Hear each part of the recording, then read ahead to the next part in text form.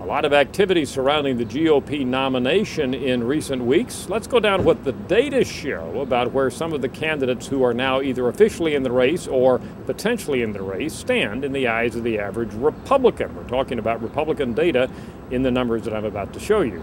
First of all, former Speaker of the House Newt Gingrich, he announced a couple of weeks ago that he was running, and now, well, his positive intensity score, as we measured at Gallup, is at 11. Now, that's below average, so he's continuing not to generate a lot of enthusiasm from Republicans across the country.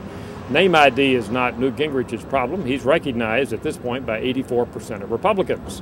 What about Tim Pawlenty, former governor of Minnesota? He announced just recently that he's in the race. His problem is name identification.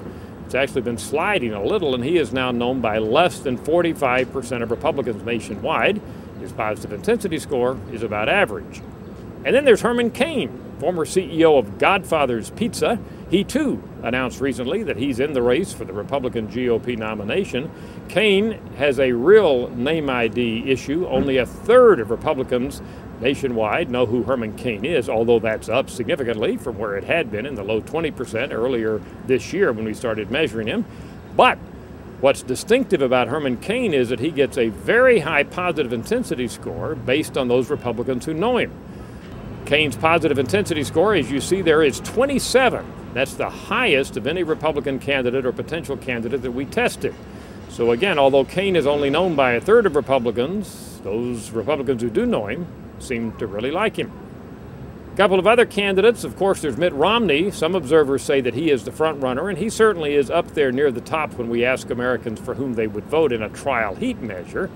Recognition is not Romney's issue. Of course, he ran back in 2008, and he's widely known among Republicans nationwide, but his positive intensity score remains at just about average. So we don't see any evidence in the data that Mitt Romney is generating the kind of enthusiasm that, say, Mike Huckabee did before he announced that he was getting out of the race.